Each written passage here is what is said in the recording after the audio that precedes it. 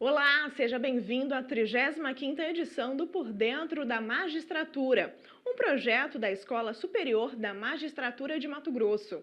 O programa tem como objetivo conhecer experiências e condutas de magistrados a partir de situações pessoais durante a carreira, opiniões, escolhas e relacionamentos pessoais, institucionais e sociais, com o intuito de transmiti-las na forma de orientação ou recomendação a magistrados e magistradas. Hoje vamos conversar com o desembargador recém-possado Lídio Modesto da Silva Filho. Graduado em Direito pela Universidade de Cuiabá, Lídio é mestre em Direito Agroambiental pela Universidade Federal de Mato Grosso e doutor em Filosofia pela Universidade do Vale do Rio dos Sinos. É juiz de Direito do Poder Judiciário de Mato Grosso desde fevereiro de 1999. Foi juiz auxiliar da Corregedoria Geral da Justiça no biênio 2023-2024 e em 21 de fevereiro recente tomou posse como desembargador do Tribunal de Justiça de Mato Grosso. Membro da Academia Brasileira de Direito Eleitoral, ele é o atual diretor da Escola da Magistratura Mato Grossense, a EMAN. Também é membro da Academia Mato Grossense de Direito. É autor dos livros Mecanismos Internacionais Não Convencionais de Proteção ao Meio Ambiente, a Prática Interamericana, Propaganda Eleitoral e Decisão Judicial e a Teoria da Justiça, de John Rawls. Confira a entrevista conduzida pelo juiz Gerardo Humberto Alves da Silva Júnior, que integra o Conselho Consultivo da Escola Superior da Magistratura de Mato Grosso. No Por Dentro da Magistratura de hoje, recebemos o desembargador Lídio Modesto da Silva Filho. Bem-vindo, desembargador. Muito obrigado. Bom, o desembargador Lídio é juiz de carreira aqui no estado de Mato Grosso, desde 1999, e agora, dia 21 de fevereiro de 2024, tomou posse como desembargador. Desembargador, o senhor poderia nos contar como foi a vida antes de ingressar na magistratura, a vida pré-magistratura, eu diria, e como que surgiu o interesse pelo concurso da magistratura? Claro. Veja bem, meu pai era professor, minha mãe professora, e eu tinha anseio de ser magistrado, porque eu gostava de ver as atividades. Meu pai também transitava na política, tinha amigos magistrados, foi professor de vários magistrados. Então a gente tinha um círculo de amizade que havia esse convívio. Quando eu completei 14 anos, foi a primeira vez que eu falei para meu pai que eu queria ser juiz, sem ter noção de qual que era o caminho a ser trilhado. E de lá para cá, eu me casei muito cedo, eu precisava trabalhar, e eu ainda era acadêmico de Direito, e eu sempre gostei muito da área da tecnologia da informação. Então, para ganhar dinheiro, eu fui dar aula, dei aula em escolas de informática aqui de Cuiabá, enfim, consertava computadores, e até que em 1993 eu fui convidado para trabalhar na área da TI, aqui no Tribunal de Justiça, porque me conheciam por ser professor, porque havia a transição da máquina de escrever para a informatização do Poder Judiciário. E eu vim para cá e eu trabalhava nessa parte de dar treinamentos de Word, enfim. Depois eu migrei para a área de designer, eu gostava disso, informatizamos a gráfica do Tribunal de Justiça. Aí já em 94 eu passei no concurso, eu virei servidor da casa, eu sou servidor do Tribunal de Justiça do Estado de Mato Grosso. E trilhei esse caminho na área da tecnologia da informação, gostava também de desenvolver sites. O primeiro tribunal do Brasil a ter um site na internet foi o de Mato Grosso, eu que confeccionei o site, mas eu sempre estudando. Assim que eu me formei, naquela ocasião, a Escola da Magistratura ela era de 1 ano e meio, o curso preparatório para o ingresso na carreira. E já o curso da Escola do Ministério Público era de 1 ano apenas. E eu peguei os últimos 6 meses do curso da magistratura, então não havia prova, você tinha que submeter uma prova para você ingressar nos cursos preparatórios. E eu passei no curso do Ministério Público, eu fui estudar na escola do Ministério Público para não perder o PIC. Estudei também no, acho que era IPC, Instituto Preparatório de Concursos também, era de noite, de manhã na Escola da Magistratura, eu trabalhava à tarde aqui, à noite fazia o Instituto Preparatório para Concursos, aqui em Cuiabá mesmo. E depois eu me submeti à prova aqui e vim estudar aqui, onde hoje funcionam os juizados especiais aqui, o DAJA ali, eu acho. E eu estudei daí 1 ano e meio a Escola da Magistratura. E assim que eu terminei a Escola da Magistratura, eu fiz o concurso e consegui passar, juntamente com outros colegas, né, que também eram da casa, que também submeteram ao concurso e passaram. E foi uma turma, foi a primeira vez que houve uma turma grande, né? Nós éramos 41 colegas que passamos na turma de 99. Então, deu-se a minha vida dessa maneira, né, para o ingresso na carreira. E depois do ingresso, assim, as comarcas que o senhor passou, como foi essa vida? Naquela ocasião, e logo mudou, né? O seu concurso, eu acredito que seja após o meu, né? Eu de 2004. E mudou muito o cenário depois do meu concurso. Mas até o meu concurso, havia muita vaga, houve uma expansão vertiginosa do número de comarcas por ocasião da presidência do desembargador José Ferreira Leite, e nós conseguimos instalar inúmeras comarcas no estado de Mato Grosso. Então a minha estada no interior do estado foi bem curta. Até a metade da minha turma foi muito rápida a transição entre as comarcas, né? Mas a minha primeira comarca, assim que eu tomei posse, não havia COF na época, né? Né? Assinou aqui, tomou posse, tchau. Aí assumi a comarca, sim. Nós tivemos um curso, acho que de 1 semana ou 3 dias, eu não me recordo, e assumi. Minha primeira comarca foi Guiratinga, sul do estado. Lá eu permaneci por 2 anos e 1 mês. E assim que eu completei 2 anos e 1 mês, o então desembargador presidente do Tribunal de Justiça, numa sexta-feira à noite, desembargador Leônidas Duarte Monteiro, me liga, 18h30, e eu estava no fórum, mas o expediente ia até às 18 horas, né? Aí ele me liga: Lídio, você pode assumir a comarca de Alta Floresta para mim? Eu falei: eu estou precisando muito de gente lá, né? Eu falei: claro, eu sou um soldado, né? E eu falei: quando o senhor quer que eu vá? Ele falou: segunda eu gostaria que você assumisse, né? E fomos para Alta Floresta. Lá foi a comarca que mais tempo permaneci. Fiquei 2 anos e meio em Alta Floresta. De Alta Floresta era uma designação, uma comarca de segunda entrância, eu fui promovido para Sorriso.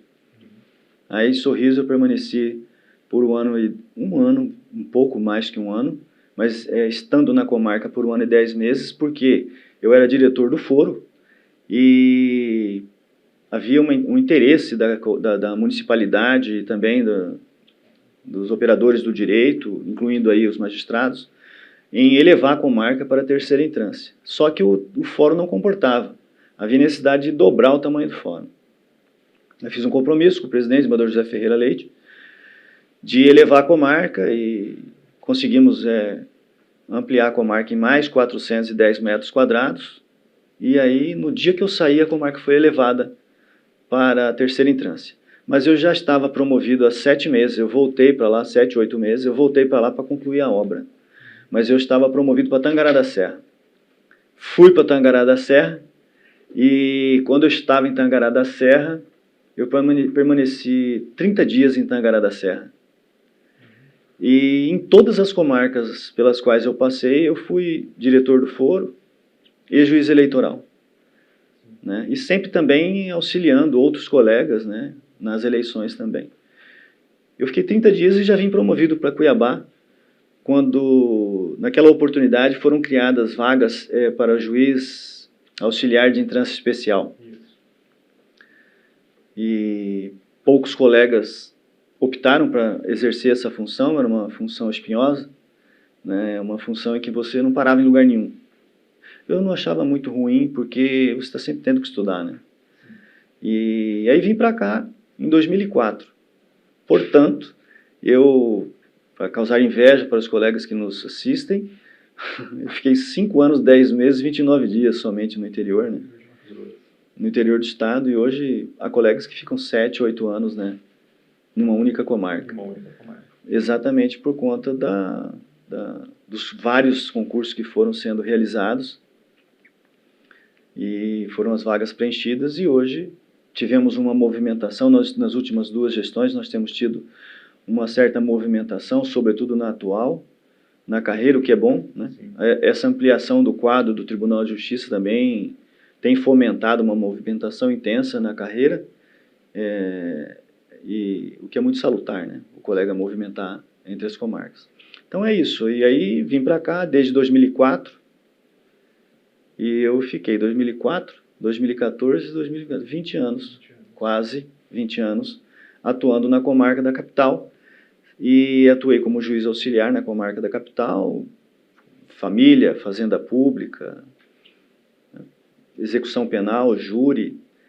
Eu já trabalhei em várias, fazenda pública, já falei, né? Em várias frentes, né? Em várias matérias. Aqui, Várzea Grande, Santo Antônio de Leverger, né? Tive a satisfação de ficar 1 ano e 7 meses em Santo Antônio de Leverger, ou 2 anos e 7 meses, não me recordo agora, por volta de 2017.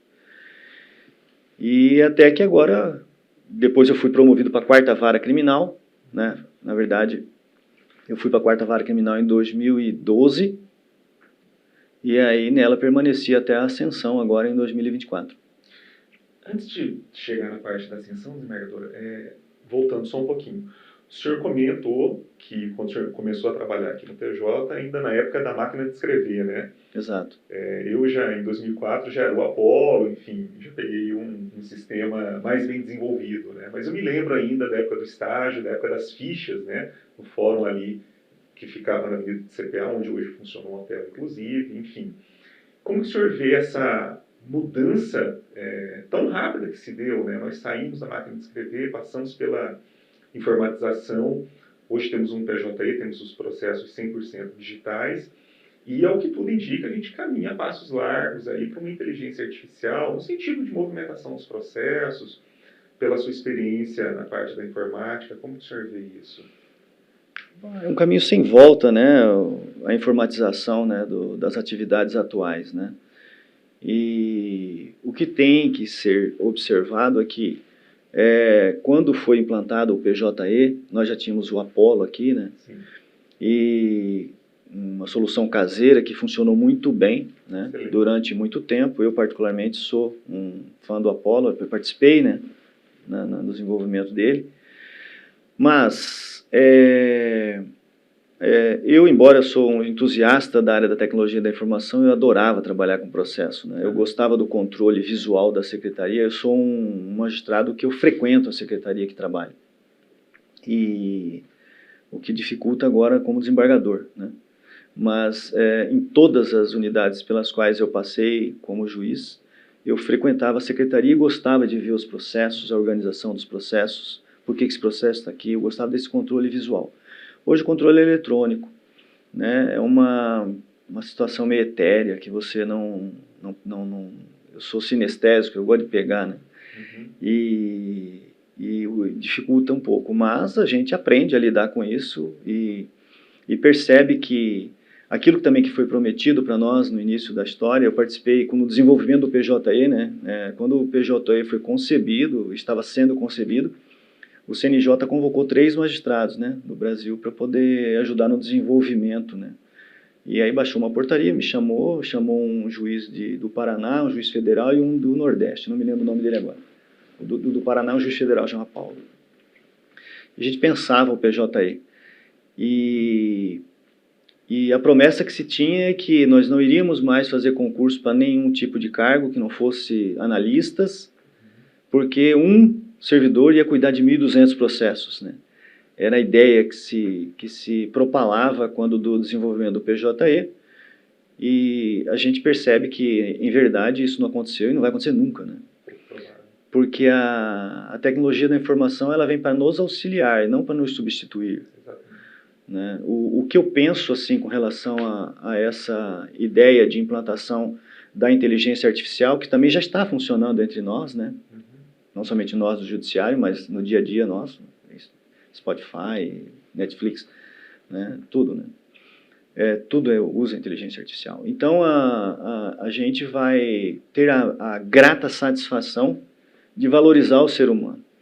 Né? Essas atividades repetitivas que nós percebemos a olhos nu quando nós tivemos o desenvolvimento de sistemas de controles processuais como o Aeropolo, ou de sistemas de não somente de controle, mas de processamento de feitos mesmo, como é o caso do PJE, porque são institutos diferentes, né? Sistemas diferentes, é que os exercícios metódicos humanos, eles deixaram de existir. Como, por exemplo, quem é mais antigo como eu, vai lembrar que tinha funcionário que só fazia trança de barbante para pensar processo, né? E outros que só faziam juntadas, outros que carimbavam, né? Assinavam, numerava papel, né? Numerava folha, sumia folha, renumerava folha. Então, hoje nós não temos mais isso, né? Então, isso substituiu. E agora, num momento mais avançado, né, que partindo para além da Justiça 4.0, é a utilização, que está vindo muito rápido, né? E é o que causa, inclusive, espanto nas pessoas, né, de o quanto isso vai nos substituir, o quanto isso vai nos ajudar, o quanto isso vai se tornar invasivo na nossa vida. Isso não vai existir, porque, na verdade, o que eu penso é que a inteligência artificial ela vem para melhorar aquilo que o Apollo já melhorou, que o PJE, EPROC, ESAGE e outros sistemas já fizeram, né? Eles tiveram a contribuição deles de eliminar esses exercícios repetitivos manuais, e agora, para além disso, eles têm a capacidade intelectiva de desenvolver tomadas de decisões que hoje nós precisamos fazer. Por exemplo, verificar se existe uma prevenção, verificar qual é o tipo do código da TPU, né, Tabela Processual Unificada do CNJ, que é o que está destruindo os magistrados do Brasil inteiro, porque criaram-se inúmeros códigos gigantes de seis números, né, para dificultar, tornou muito difícil para a gente, né, sem nenhuma correlação mnemônica, por exemplo, da decisão com o código, né? E isso torna muito difícil. E prejudica a qualidade dos dados. Prejudica a qualidade dos dados, que prejudica, consequentemente, a atividade do servidor e, consequentemente, da unidade, consequentemente, da comarca e do tribunal. Então, hoje, a qualificação dos dados é refazer o que já foi feito errado. E agora a inteligência artificial vai chegar e vai sugerir para o magistrado, por exemplo, qual é o código. Só dele escrever a decisão, ele colar do Word a decisão no PJE, ele vai falar, opa, são essas as decisões, né? Que é um movimento inteligente que está sendo desenvolvido com participação de Mato Grosso, enfim. Isso é apenas de um dos exemplos, né? Nós temos agora o RIC, que é do Piauí, que nós conseguimos fazer um termo de cooperação enquanto eu ainda estava na corregedoria, e que ele faz com que as demandas predatórias irão acabar. Né? Ele faz uma leitura no banco em 30 segundos e 10 segundos e já certifica no processo a existência de outro processo idêntico. Né? Então, aquele operador do direito mal intencionado, ele vai deixar de existir muito em breve. E qual vai ser a função, então, do servidor e do magistrado? Pensar. A máquina, ela utiliza, né, a inteligência artificial da machine learning, né? Ela aprende com repetição, né? E nós vamos, ainda que haja deep learning, que é mais profundo, a metodologia de aprendizado de máquina, mas somos nós que estamos ensinando, né? Então, jamais nós seremos substituídos pelas atividades intelectuais, sobretudo pelo fato de que nós somos seres sencientes e os computadores não são. Nós temos hoje computadores que estão avançando a passos largos na área da medicina, né? Mas a ponto de serem mais precisos que médicos, né? Quem tem que ficar com medo é o médico, né? Não, o enfermeiro jamais. E nós, porque é o enfermeiro que tem o contato humano, é o enfermeiro que atende. E o magistrado e o servidor é a mesma coisa. Somos nós que atendemos os seres humanos, nós que recebemos os anseios humanitários das lides que são postas às portas do Poder Judiciário, e nós temos a sensibilidade que perdemos um pouco, acho eu, na área de família e criminal, né? e de violência doméstica, com a realização de audiências por videoconferência, né? Porque o magistrado que atua no criminal, o magistrado que atua na área de família e de violência doméstica, é ele que olha no olho da pessoa e tem a percepção de que ela efetivamente está tendo sofrimento, que ela está sendo coagida e necessita de uma medida protetiva, da retirada do pátrio poder, ou que o cidadão está mentindo, ou se ele está machucado numa violência doméstica ou numa violência policial. Então, assim, nós seremos muito ajudados, mas jamais seremos substituídos, exatamente pelo fato que somente nós pensamos, somente nós sentimos. Exatamente.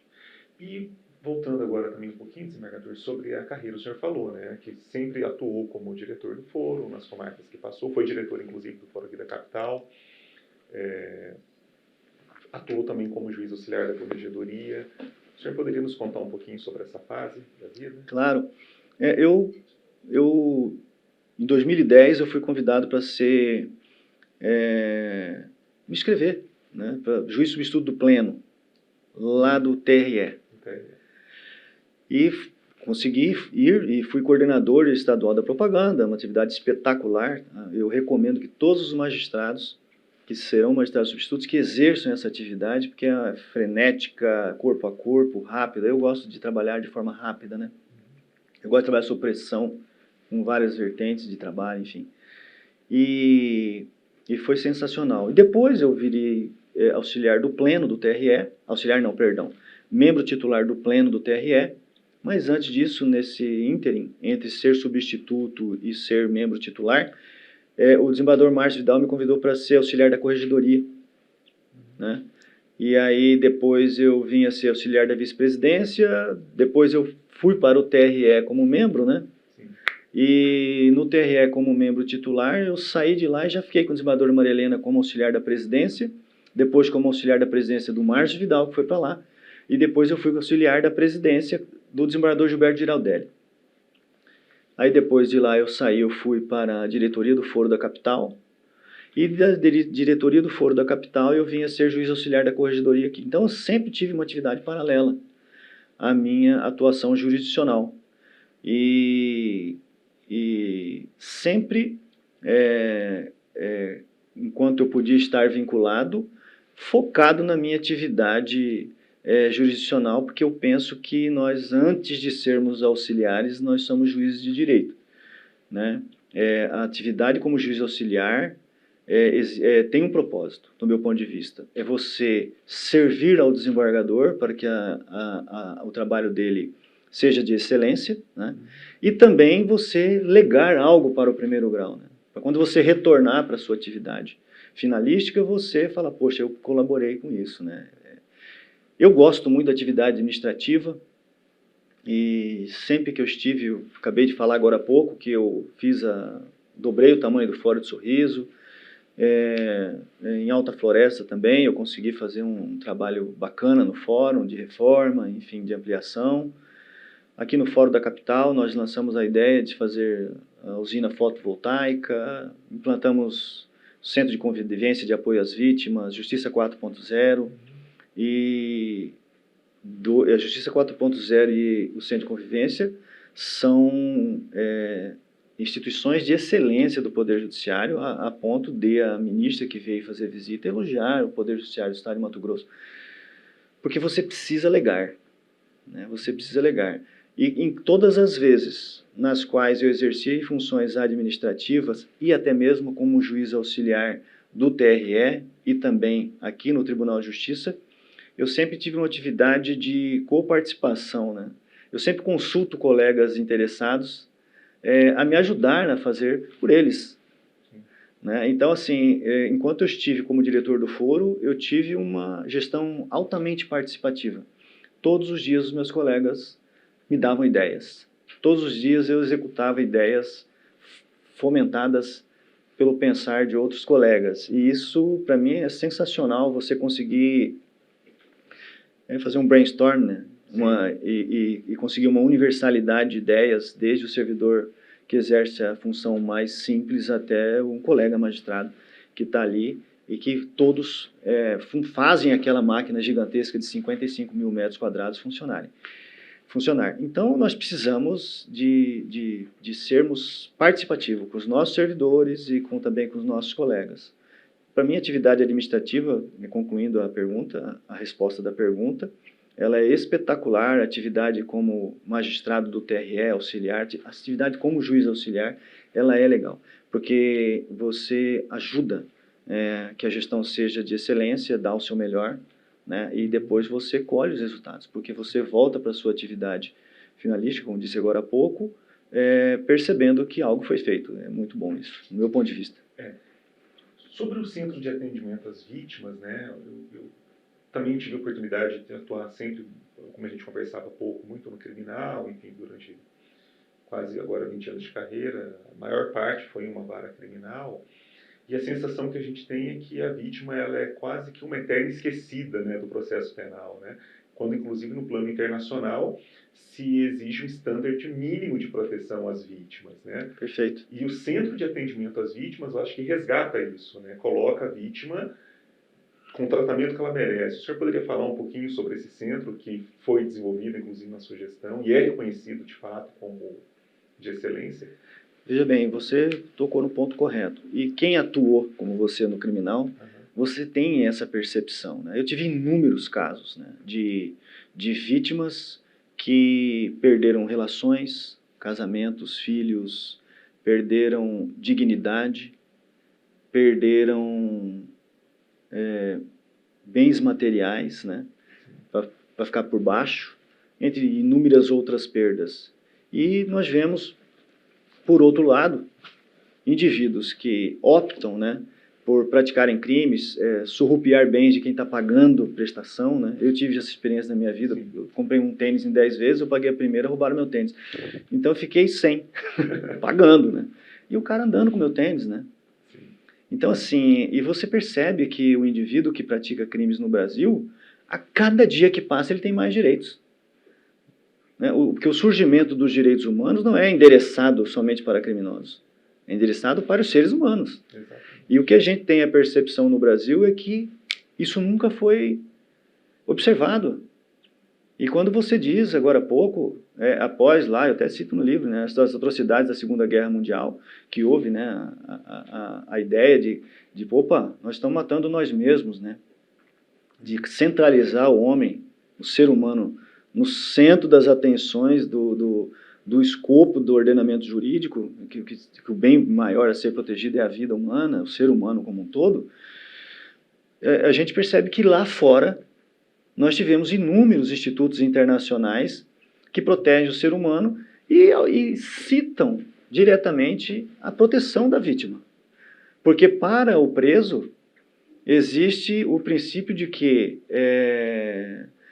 a pena tem que ser corpórea, não pode ser para além dele. Os seus familiares não podem sofrer nada. Já com relação à vítima, todos sofrem. É uma cadeia de sofrimento, né? Eu tive um caso concreto em que um indivíduo que todo dia a mulher ajudava na praça popular, ajudava a mulher, ele foi lá um dia, todo dia a mulher ajudava esse indivíduo morador de rua, todo dia ela ajudava, dava comida, dava água, dava comida, dava água. Um dia ele pegou e ficou doido e falou, matou a mulher. Matou a mulher, uma senhora de mais de 80 anos de idade. Os filhos entraram em depressão profunda porque perderam a mãe. E não conseguiram proteger a mãe, porque não estavam em casa, estavam trabalhando, enfim. Então, assim, a vítima sempre foi alijada do ordenamento jurídico. Ninguém perguntou para ela, você está sofrendo? Você está precisando de um psicólogo? Né? Ninguém nunca perguntou. O Centro de Apoio às Vítimas de Violência e de Infrações veio para lançar uma luz na dor da vítima. Né? Então, é um projeto do Conselho Nacional de Justiça, cujo piloto foi feito no Rio de Janeiro. Eu busquei o modelo do Rio de Janeiro e antes que o modelo tivesse sido concluído, nós expandimos a ideia. Nós criamos brinquedoteca, porque vítimas de violência doméstica poderiam deixar seus filhos ali com psicólogo, com atendentes, e a gente ampliou o escopo do atendimento do Centro de Apoio às Vítimas, né? Então, nós tínhamos atendimentos para pessoas LGBTQIA+, nós temos para pessoas de violência doméstica, nós temos pessoas vítimas de infrações penais, atendimentos para pessoas vítimas de crime, atendimentos de toda a natureza, atendimento médico, atendimento dentário, atendimento psicológico, sobretudo. E a gente percebeu que a gente tinha, um exemplo é que uma pessoa ela não tinha coragem de ir para o fórum, ela foi submetida ali ao nosso atendimento e depois ela continuou indo. Ela tinha medo de encontrar o agressor. E o atendimento, ele não é atendimento para o dia da audiência, né? Né? E é um atendimento que ultrapassa também o indivíduo agredido, ofendido. Seus familiares também são atendidos. Então, a gente criou uma rede de proteção para as vítimas.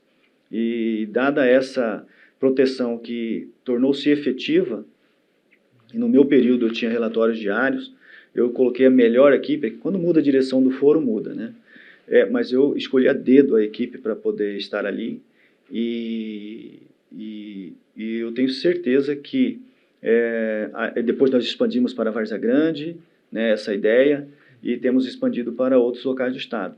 E o sucesso foi visto, inclusive, pela ministra Maria Tereza, porque ela teve a oportunidade de perceber uma pessoa sendo atendida, 2 pessoas sendo atendidas, e qual era a qualidade técnica desse atendimento. E qual era a efetividade do propósito, de que realmente a gente conseguia fazer com que essa pessoa saísse de lá de queixo erguido, né? de perceber que não era mais um abandonado pelo Estado. E se você for perceber, o preso, por outro lado, você fica preocupado se ele está tendo visita íntima, você está preocupado se tem um dia a mais que ele ficou preso, se a qualidade do presídio, a qualidade do alimento, se tem colchão. Nós temos atendimento religioso, está tudo certo. Eu não digo que está errado. Mas ele escolheu estar ali. Ninguém fala assim, olha, você vai preso hoje porque eu acho que você tem que ser preso. Né? Não é essa a ideia. No entanto, alguém sofreu algum tipo de dano para que esse indivíduo estivesse preso. E essa pessoa tem que ser atendida também pelo Estado. Então, a gente criou esse espaço que vem tido sucesso e a gente está muito feliz com isso. Muito bom. Um outro ponto, desembargador, é que ao longo das atividades administrativas, enfim, jurisdicionais, que consomem muito o tempo, o senhor também atuou muito na área acadêmica, né? Cursou o mestrado, enfim, e mais recentemente a conclusão do doutorado. Também atuou como diretor da nossa escola associativa, né, Escola da Magistratura. O senhor poderia falar um pouco sobre isso, essa parte, a carreira acadêmica que o senhor levou em paralelo? Sim, claro. Mas só antes de falar a respeito desse momento, a gente criou também a ideia da percepção da necessidade de ampliação da atividade do Estado. Né? Nós, enquanto Estado juiz, eu gosto muito de pescar, e pescando em Santo Antônio Leverger, lá para baixo, no Pantanal, a gente percebeu que nunca aquele pessoal teve justiça. Então, a gente criou o projeto Ribeirinho Cidadão, eu e Air Praeiro, ele é meu defensor público que atuava comigo em Santo Antônio Leverger, e hoje é um sucesso. Hoje está funcionando, inclusive, começou ontem, né? Acho que é a 23ª edição, muito bem capitaneada pelo nosso Tony, Sim. Viva a Vida. Viva a Vida. Né? E ele, inclusive, me convidou para estar lá. E eu participei da 1ª, da 2ª, da 3ª edição, e aí depois a Arimateia foi, e aí continuou, né? Sim. Mas é a ideia que eu falei para você no início da história. A gente precisa atender a todos, entendeu? Não somente fomentar os direitos humanos, a proteção do Estado para o indivíduo preso, mas tem que ser para a vítima, tem que ser para o jurisdicionado que não tem acesso à justiça, né? Você precisa chegar, né? E o Estado de Mato Grosso, graças a Deus, com essas implantações que a gente tem tido a respeito de criação de escritórios sociais, criação de postos de atendimento, né? Os PIDs, né? Postos, enfim, chamava PAD, PAD, agora é PID, né?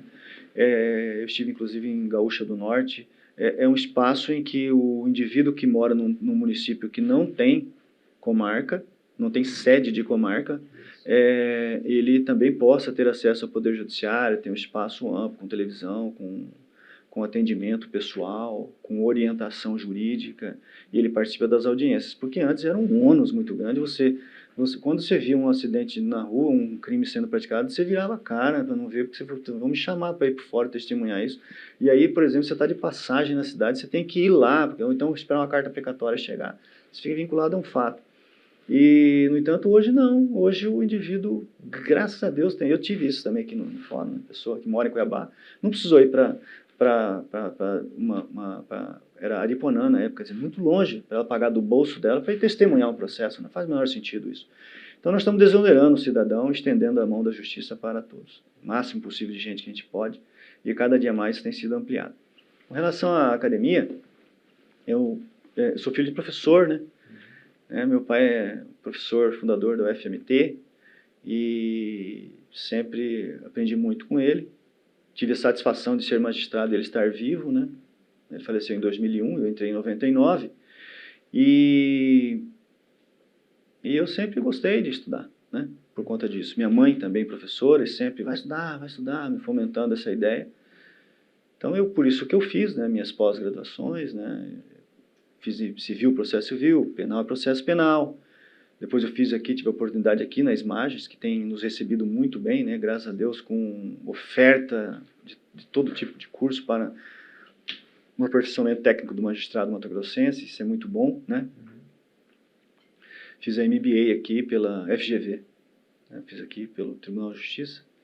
E aí depois eu fui fazer o mestrado, né? Fiz um mestrado aqui na UFMT, cresci ali no UFMT, meu pai era professor.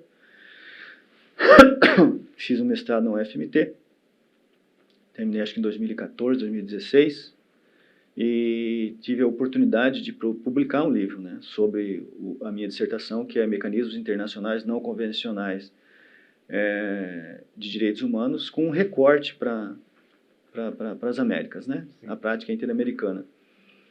E depois disso, eu dei um tempo de 1 ano, mais ou menos, 6 meses, não sei, e aí eu quis fazer um doutorado, e por atuar na área criminal, e eu tenho uma percepção de que, às vezes, o cara está ali, ele está no pior momento da vida dele, né? Preso, né? Tendo praticado um crime, seja por que motivo foi, mas enfim, se houve arrependimento, não houve, mas ele está numa situação de desvantagem, né?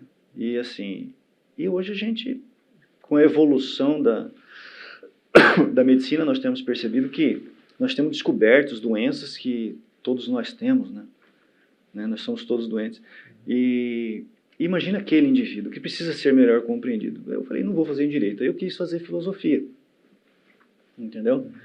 Eu quis fazer filosofia exatamente por atuar na área criminal, né? Entender melhor o pensamento humano, o agir humano. E eu escolhi 3 universidades para fazer, que são as 3 melhores do Brasil, que tem o curso de filosofia, que na época era a USP, era a Universidade Federal de Minas Gerais e a Unicinos.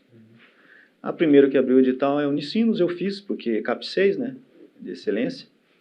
E aí eu fui fazendo Unicinos e apaixonei pela universidade, apaixonei por tudo que eu estudei. Os professores são espetaculares, né? Nós temos bons professores na UFMT, né? Eu gostei muito do meu mestrado aqui também. Mudou minha vida com relação ao meu modo de olhar para inúmeras coisas que antes eu não enxergava. O mestrado me descortinou uma coisa, sobretudo por ser na área agroambiental, né? A questão indígena, a questão de proteção ambiental, proteção animal. Eu sempre gostei de fauna e flora, mas hoje eu tenho um olhar absolutamente distinto daquele que eu tinha antes de ingressar no mestrado, né? Depois que eu saí outra pessoa, inclusive como julgador.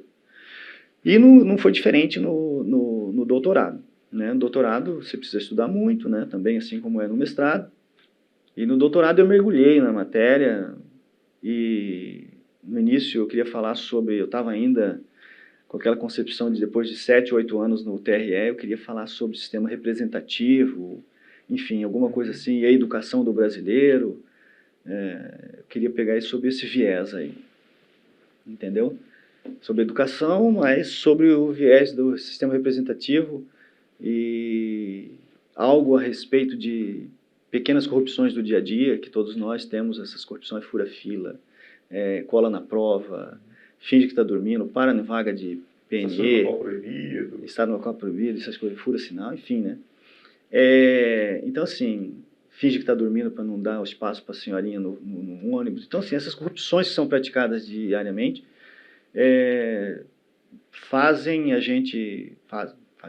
me faz pensar que o sistema representativo brasileiro, que a gente percebe quase que sempre que há corrupção, entendeu? É um reflexo puro da nossa sociedade, né?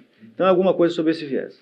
Mas o meu professor, depois que eu apresentei o projeto, ele gostou da estrutura, né, funcional e lógica do meu projeto, falou, você tem potencial para ser meu orientando, mas nós vamos mudar o tema, né? E aí, conversamos, fizemos um brainstorm de 2, né, fizemos uma reunião, e eu queria falar sobre do working, então, né? Aí ele falou, cara, vou falar uma coisa para você, do working, se você for digitar do working jurisprudência no tribunal, no Google, você vai ver inúmeros magistrados brasileiros citando do working. Do working já está sendo consumido no Brasil, né? Aí ele falou, testa Rawls. Aí eu peguei e falei, eu preciso dar uma olhada. Eu falei, você tem a obra? Eu falei, tenho, já li a obra. Achei até mais complexa que do working, inclusive, né? Naquela época eu falei para ele. E aí, engraçado, colega Saito, né? Gonçalo. Quando, eu não sei em que ocasião foi, 1996, o Gonçalo me deu o livro, Teoria Geral da Justiça, entendeu? A Teoria da Justiça de John Rawls. Aí pegou e fez uma dedicatória para mim dizendo, esse livro, espero que seja útil para você, que um dia você vai ser doutor, tal, não sei o quê. Cara, eu usei a obra do Saito, do Rawls, dada presente pelo Saito, que foi a espinha dorsal do meu doutorado, né? Ele foi um profeta naquela ocasião, né? E escolhi Rawls. E por ser magistrado, eu optei por realizar uma aplicabilidade prática da filosofia no direito. E continuando com relação à questão acadêmica, quando eu estava no TR, fui diretor da escola, da EGE, né? Fui conselheiro da EGE, e aqui no tribunal eu fui diretor acadêmico, diretor de ensino da IMAN, e agora eu estou como diretor da IMAN, né? E sucedendo você, inclusive. Exatamente. Então, para mim é uma satisfação estar assim, né? Mas eu gosto sempre de frisar, por mais que eu goste de estudar, de escrever artigos, livros, enfim, exercer funções jurisdicionais, o meu foco número 1 é a minha atividade jurisdicional. Eu sou muito aficionado por metas, por números, eu rastreio a atividade dos meus servidores, os meus servidores sabem disso, gostam de trabalhar comigo, mas sabem que eu sou exigente com relação à produção. Com o tempo, eu sou aficionado por tempo, então, não por conta de Conselho Nacional de Justiça, mas por conta do jurisdicionado, né? E eu trabalhando rápido, eu atendo o jurisdicionado, né? E a classe do sistema de justiça como um todo. Sim, sim. Desembargador, a sua tese, né, de doutorado foi editada como o livro Decisão Judicial e a Teoria da Justiça de John Rawls. A teoria dele é uma teoria bem complexa, né, quando a gente tem contato a primeira vez, enfim, compreender a ideia que ele desenvolve ao longo da sua obra. E o senhor poderia falar um pouco sobre isso e como que o senhor utilizou na construção da sua tese de doutorado? Claro. Veja bem, eu gosto da obra dele, gostei também do liberalismo político, né? Sim. Mas o liberalismo político eu trouxe pouca coisa dele para dentro do meu propósito, porque senão ficaria muito grande. Sim. E hoje em dia você precisa fazer teses mais curtas, né? Não querem mais teses tão extensas. E se você tem o prazer de escrever muito, você tem o desprazer de ver o seu texto, que você se debruçou sobre ele, você que escreve também, sabe o tanto é difícil escrever uma página, né? Uma página autoral é muito difícil. Então, e aí você se debruça naquilo, né? Não vou dizer que você perdeu tempo, porque você estudou, você escreveu, você refletiu, né? Você pensou, você criou. Então isso é muito bom para o cérebro. No entanto, você vê o seu orientador só meter a caneta. Esse aqui você tira, esse aqui você tira, né? Aí você vai tentar publicar, o cara, não, isso aqui não vende, isso aqui não importa, né? Esse tipo de coisa. Então, assim, a ideia hoje é você tentar fazer algo que efetivamente gire em torno de 150 páginas, né? Sim. Entre 150 e 200, que é o que tem em meu livro, né? E a teoria dele é complexa, né? Você sabe disso, você é estudioso de Rawls já faz tempo, né? Mas eu gosto muito da ideia de você trabalhar o pensamento, você apresentar teorias lançando mão de metáforas. Sim. Eu gosto desse modelo de explicar, né? Não sei se é porque eu sou cuiabano, porque cuiabano, quando vai contar uma história, tem que ter efeito especial de som, né? Bateu na porta, toque, toque, né? Então, assim, o cara conta como é que foi. Ele veio correndo aqui e eu escutei o barulho do chinelo dele, plac, plac, plac, plac, né? Então, assim, a gente tem essa mania. Então, por isso, talvez seja por isso. Mas eu gosto muito. Então, eu gosto, por exemplo, da ideia de do working, que você gosta também, eu sei disso. A ideia da metáfora do filtro, né? Para você fazer a filtragem das ideias, dos pensamentos, enfim. Eu gosto da ideia dele, do juiz Hércules, né? Então, eu gosto desse modelo. Johann Huizinga trabalha com a questão dos jogos, eu até tenho um artigo sobre isso, né? O Tribunal do Jogo e o Tribunal do Júri. Eu gosto dessa ideia e gosto de Rawls, né? John Rawls, com relação a essa ideia dele de se criar metáforas para apresentar uma teoria de uma justiça para que funcione as instituições de uma sociedade bem ordenada, né? E para isso ele cria a figura do indivíduo que vai lá para a posição original, né? Lançando mão do réu da ignorância para criar os princípios da justiça para funcionar nessas instituições.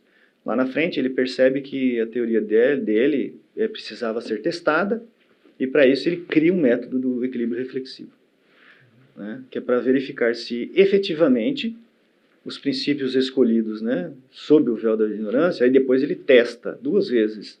Uma ele mostra como ele pensa as coisas, a concepção de algo, com a sequência dos 4 estágios, de 4 etapas, né, desde a concepção de um princípio lá até a aplicabilidade prática no 4º estágio pelas instituições, né, legislativo, executivo e, sobretudo, o poder judiciário, para ver se eles vão funcionar, né, na sociedade que ele aspira a existir, né, uma sociedade bem ordenada.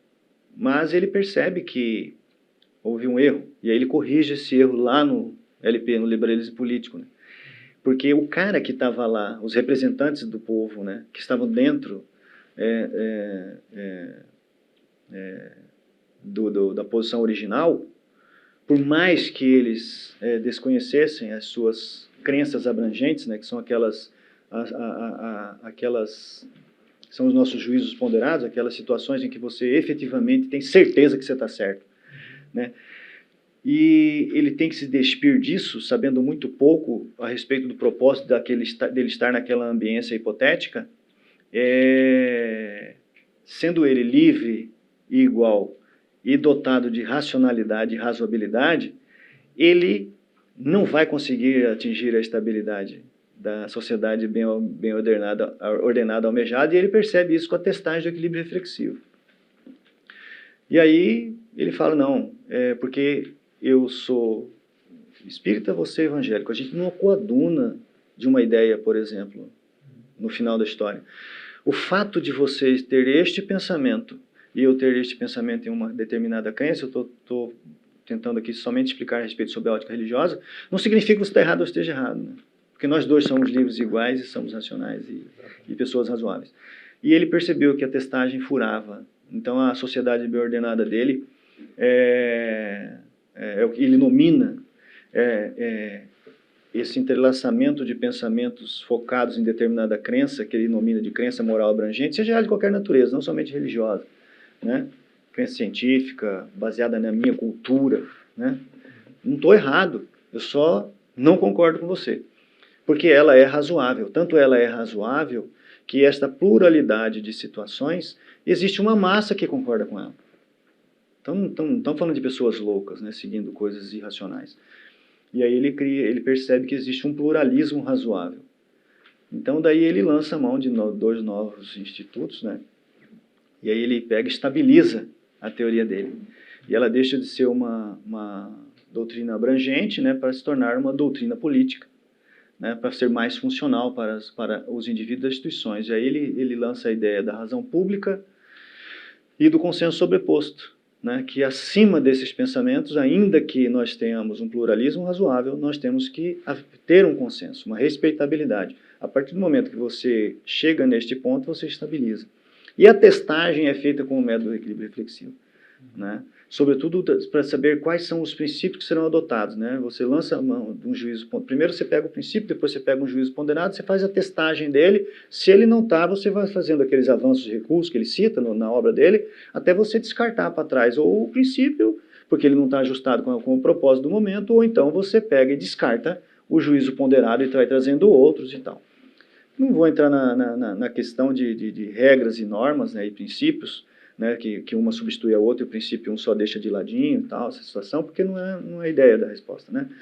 Mas, enfim, então essa testagem de algo, do juízo ponderado, para fazer funcionar uma estabilidade, é que me chamou a atenção na doutrina. E aí eu tirei da doutrina de John Rawls o equilíbrio reflexivo, para que o problema da minha tese fosse mitigado, porque eu sei que é impossível de ser consertado. E o problema meu nós temos inúmeros magistrados que têm a mesma formação hoje em dia, tem o COF brasileiro, e os mesmos concursos públicos que nós fomos submetidos, o meu era igual ao seu, Exatamente. entendeu? Hoje tem o ENAM, né? Hoje nós temos o ENAM, entendeu? Enfim, mas assim, existe a mesma formação. No entanto, nós temos decisões absolutamente divergentes, em cima de casos idênticos. E é isso que eu não gosto, né? Que virou um problema na minha ótica e que eu trouxe para dentro do meu trabalho. E tenho dois casos paradigmáticos, que um é um de latrocínio, em que uma pessoa tinha exatamente a mesma situação. O indivíduo foi lá e matou para surrupiar o bem do cara, juntamente com 2 pessoas, e essas 3 pessoas esfaquearam mais do que 10 vezes o mesmo indivíduo. Só mudou o objeto, isso pouco importa, né? A ré esportiva pouco importa. O cara levou um Sportage, um veículo Sportage, e o outro, o cara levou vara de pesca, molinete e um motor de pesca. O caso é igual, né? O caso é igual. Um cara pegou 20 anos, o outro cara pegou 30. Ora, a lei é a mesma, o fato é idêntico e tal. Outra situação que eu levo como caso paradigmático é que 2 mulheres com a mesma idade, tendo a mesma doença, bateram a porta do Poder Judiciário para obterem remédios de alto custo, medicação de alto custo. Questão da judicialização da justiça, né? Judicialização da justiça. Da saúde, né? Perdão, judicialização da saúde. E uma obteve o remédio, a outra foi negado o remédio para ela. A mesma situação, as mesmas dores, os mesmos sintomas. Juízes que têm a mesma formação. E eu fui até criterioso para saber se um juiz era muito novinho, o outro não, mesma idade praticamente, tal, mesmo tempo de carreira, né? Então eu peguei e criei essa tese para aplicar o método do equilíbrio reflexivo na produção da decisão judicial, como se fosse um fomento, uma opção do magistrado, não é obrigatório, evidentemente, né, porque em filosofia você não conclui, você só sugere. Sim. E aí, mas como um apoio, este é o termo que eu estava procurando, como um apoio é o termo do livro, inclusive, um apoio para o magistrado, para que ele teste, depois de prolatada a decisão e antes de publicada, ou que ele o faça, lançando mão do método equilíbrio reflexivo, durante o raciocínio jurídico. Porque, até não sei se eu escrevi isso, mas nós temos um problema gravíssimo que o ser humano tem, e nós somos ser humano, portanto nós também temos o mesmo problema. E dizer que isso é mentira, está mentindo. Nós temos o que eu chamo de influxos exógenos ao pensamento do indivíduo, que são situações que nós temos dentro de nós, por conta de inúmeros fatores. Seja por questão ideológica, seja por questão familiar, seja por questões religiosas, seja por questões culturais, a cultura de fundo, né, que é o termo que Rawls usa, é a cultura de fundo do indivíduo. É aquela cultura que você tem porque você vive em determinada sociedade, então você funciona daquele jeito. E isso é muito difícil de você tirar. Aí agora, um passo além, preconceito, fortes emoções, entendeu? E eu trago provas no livro de situações em que esses influxos afetam diretamente na produção decisória. Nós temos casos nos Estados Unidos que o cara, quando estava muito frio, ele pegava e concedia a autorização para o indivíduo ingressar no país. Quando estava quente, está quente, ele não autorizava. O cara estava sabendo. Outra situação. Meu time ganhou no domingo. Segunda-feira eu estava soltando todo mundo. Perdeu, prende. Perdeu, prende. E é verdade isso. Tem fatos, pesquisas realizadas. E inúmeras outras situações. Brasileira, situação do meu recorte, o Brasil, é essa situação. Então, eu criei 5 elementos para você fazer a testagem. O primeiro são os princípios da justiça de John Rawls, que você conhece. Igualdade, liberdade, não sei o quê, diferença. Os 2 princípios, o segundo é subdividido, você sabe. E aí depois, princípios constitucionais, legislação, princípios constitucionais, ciência, entendeu? E princípios internacionais, institutos internacionais. Então você pega, porque quando o problema hoje é o seguinte: eu sou contra, minha religião não permite um aborto, transfusão de sangue. Cai o caso para mim. Eu já decidi. Agora eu preciso achar algo aí, uma jurisprudência aí, uma decisão jurisprudencial, ou uma outra decisão que algum colega já deu, só para eu acoplar no caso concreto. Certo? Eu tenho preconceito com relação a pessoas de cor.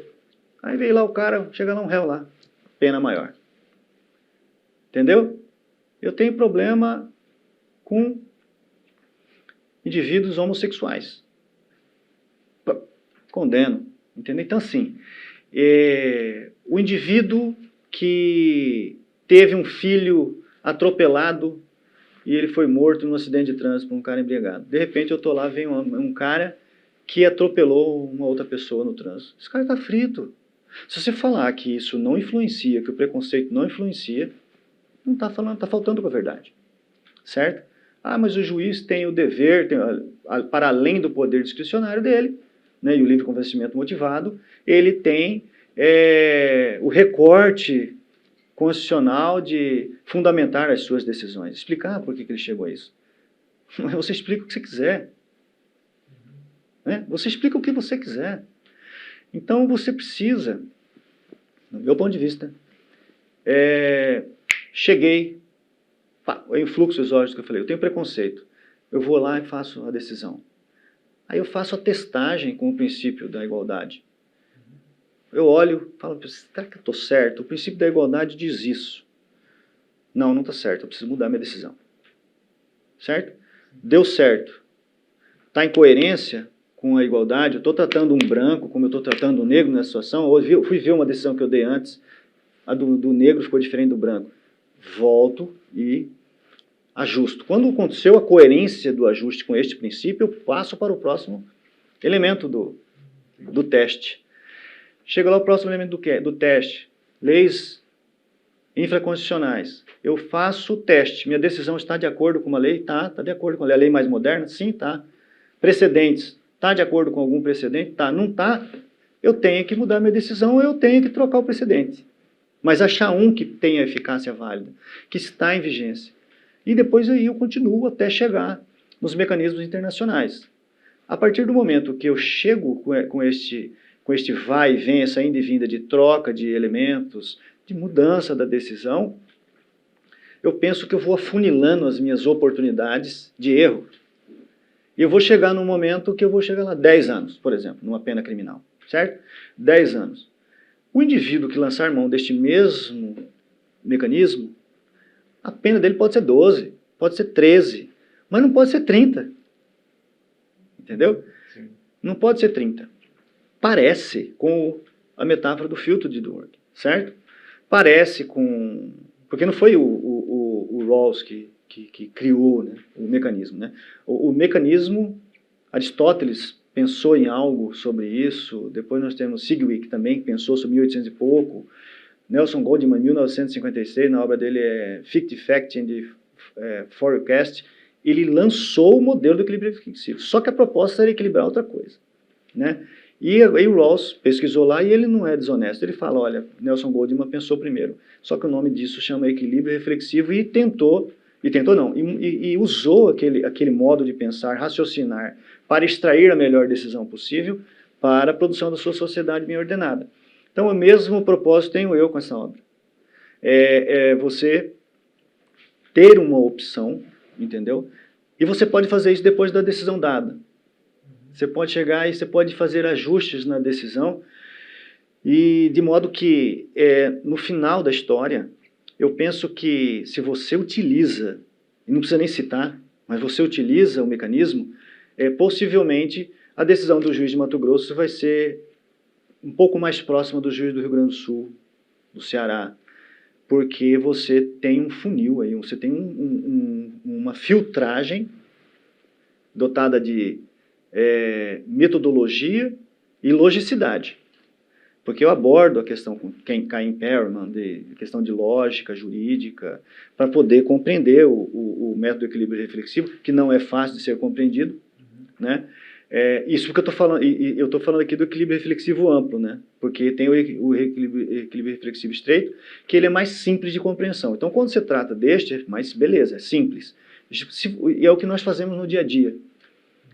Sem saber, o magistrado, todos os dias, ele faz o equilíbrio reflexivo estreito, que é você pegar e ter a sua crença a respeito da solução adequada para o caso concreto e localizar uma norma do ordenamento jurídico, seja ela de que natureza for, para fazer a compatibilidade. A partir do momento que você percebeu que você tem um substrato que seja suficiente para ancorar aquela decisão, você botou os dois em estado de coerência, estabilidade, que é o que faz o equilíbrio reflexivo. Você publica.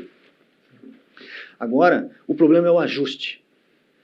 O problema é o ajuste de você conseguir fazer com que ela seja mais burilada. E aí você põe em teste outros elementos, que são esses que eu citei para você agora, para fazer a compatibilização dessa mesma decisão que já foi superada por uma legislação infraconstitucional com outros elementos, sejam eles científicos. Não posso fazer isso. A ciência diz absolutamente o contrário, ainda que eu não concorde. Entendeu? E aí, se você faz essa compatibilização tecnicista entre elementos que fazem um burilamento da sua decisão judicial, você chega numa decisão, penso eu, essa é a proposta da tese, né? Que você vai publicar uma decisão que seja menos inconsistente com as outras. Qual que é a consequência disso? A consequência disso é o respeito do cidadão com o Poder Judiciário, porque ele vai acreditar que existe segurança jurídica no Brasil, ou no Estado que eu trabalho. Porque hoje o que existe, você sabe bem, que do pós-positivismo, do positivismo para o pós-positivismo que culminou com o neoconstitucionalismo, e hoje nós temos a criação do direito por parte de magistrados, com o ativismo judicial, há quem que aplauda, há quem critique. Então, hoje, nós temos a possibilidade muito alargada de termos decisões discrepantes a respeito de casos idênticos ou análogos. Daí, há necessidade de impor uma proposta metodológica a fim de que você possa fazer este balanceio entre as decisões a ponto de você publicar algo que foi filtrado por inúmeros elementos, eu cito 6, né? Eu crio 6, na esperança de que alguém o fará também, e que os casos serão ao menos parecidos, né? E não absolutamente discrepantes, porque você tem gente que atende, gente que não atende, casos idênticos, ou seja, qual é a confiança e a sensação de segurança jurídica que um indivíduo, um jurisdicionado tem para com um poder judiciário como este? Então, essa que é a ideia. Perfeito. Um outro ponto, desembargador, já caminhando para o final, agora chegando na ascensão ao desembargo, né? Toda essa história de vida que começa lá atrás, como inicialmente aqui no TJ, na parte da informática, culmina, depois de alguns anos, muitos anos inclusive, na ascensão ao desembargo. E como que tem sido agora o julgamento colegiado, essa experiência no segundo grau, se você pudesse falar um pouco. O julgamento colegiado, ele é uma prova dos 9 da decisão que já foi realizada por um colega preparado, né? Sim. Né? Então, assim, você trabalha também com segundo grau, você sabe também disso. Então você já tem uma pessoa que se debruçou a respeito da situação, né? E você, como relator, você revê aquilo tudo de uma forma mais fluida. E a ideia de você dividir a responsabilidade da correção de um trabalho feito por alguém preparado e submetido a um concurso público difícil, como é de magistrado, é muito boa, né? Você divide a responsabilidade de reanalisar um caso que já foi reanalisado por alguém tão preparado como é o magistrado. Magistrado, sobretudo, de Mato Grosso, né? Você que já foi diretor da escola, eu que estou como diretor da escola, eu que já fui coordenador do grupo de estudos, você faz parte do grupo de estudos. E você percebe que nós temos uma gama gigantesca de magistrados preparados no estado de Mato Grosso, né? E aí, assim, e de muitos magistrados interessados, muitos magistrados querendo cumprir suas metas. Então, assim, de modo que não é simples você ser um desembargador no estado de Mato Grosso para corrigir decisões de colegas tão preparados. Mas é óbvio, né, que a descuido somos seres humanos e erramos, né? E aí, às vezes, tem um ajuste aqui, outro acolá. Mas a experiência tem sido muito gratificante. Eu estou há 1 mês e meio apenas como desembargador, mas eu tive a sorte de sair da 4ª Vara Criminal da capital, que eu nominava de super quarta, entendeu? Para vir para a 4ª Câmara Criminal do Tribunal de Justiça do Estado de Mato Grosso. E estou trabalhando com o desembargador Pedro Sakamoto, nosso presidente, e com o desembargador Hélio Nishiyama. E a gente tem estado trabalhando de forma fluida, de forma muito bacana. Os outros colegas do criminal, do Poder Judiciário aqui de Mato Grosso, né, liderado pelo nosso decano, o desembargador Orlando Perry, nos recepcionaram também com muito carinho, muito conforto, né, com bastante acolhimento. Portanto, a gente tem estado bem tranquilo. E os desembargadores criminais, eles possuem um engajamento não somente na área social entre nós, mas também na área intelectiva, né? Compartilhamento de ideias, e isso faz com que haja um amadurecimento mais rápido desses novos desembargadores, né? E também que haja um preparo melhor de todos, um equilíbrio decisório e o que corresponde em segurança jurídica para nossos jurisdicionados de todo o estado de Mato Grosso. Mas a sensação é muito boa, a experiência é muito boa. Decidir em colegiado é um prazer para mim. Eu tive experiência em turma recursal, no TRE, e agora como desembargador.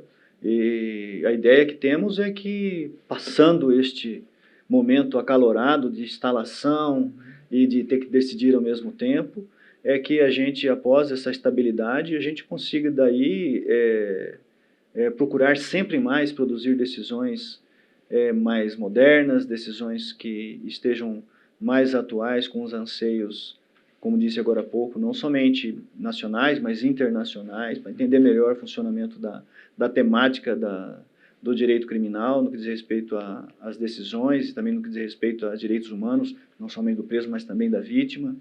Então, a gente pretende incrementar os nossos debates e fazendo com que a gente sempre alcance aquilo que todos nós lá do criminal esperamos, que é fazer a melhor entrega da prestação jurisdicional e de forma rápida, né? Tem todos esse propósito ali, eu já percebi isso. Todos os desembargadores do criminal desejam estar sempre se preparando, as decisões são de muita boa qualidade e sempre tem o propósito de decidir rápido. Isso faz com que a gente se torne um tribunal operoso, um tribunal qualificado, e para mim é uma satisfação muito grande estar com esses professores mais antigos aí. E é isso que nos dá essa segurança de estar lá e uma satisfação também de estar lá. Desembargador, é uma satisfação recebê-lo, tê-lo recebido aqui, né, nesse dia. E o espaço, claro, está sempre à disposição, o senhor sabe disso, para um eventual novo encontro. Olha, uma grande satisfação. E se o senhor quiser deixar uma mensagem final para quem nos assiste sobre a vida, especialmente talvez para os novos colegas, né, quem estão chegando, inclusive da minha turma, que estamos aí já há quase 20 anos, mas é sempre bom ouvir e refletir, né, sobre a questão da vida, da construção, até ascender ao desembargo, né? Bom, a mensagem que tenho com relação aos colegas é exatamente a minha história, né? É necessário você estar sempre se preparando para as melhores decisões, estar sempre preocupado com os seus servidores, porque são eles que são as pessoas do seu apoio, são eles que ajudam você a adquirir os seus números. Você estar sempre preocupado em estar com sua família, sim, né? Porque é um apoio muito forte, né? Eu tenho um viés religioso que eu gosto também, eu acho que isso é válido, né, que dá um ponto de equilíbrio para qualquer ser humano. E estar sempre à disposição do Poder Judiciário, né? Estar sempre com vontade de colaborar.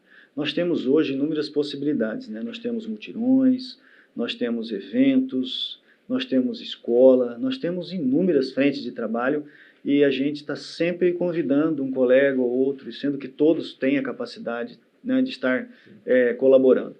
Sem falar que hoje essas atividades contam para movimentações na carreira, inclusive para a ascensão. A mensagem que eu deixo é sempre: estudem e deem o seu melhor, né? Façam as suas melhores decisões, sejam operosos, rápidos, porque ninguém perde de seguir esse caminho, né? É isso. E eu, com relação ao programa e à escola, eu só tenho a agradecer você é um amigo muito querido, você sabe disso, né?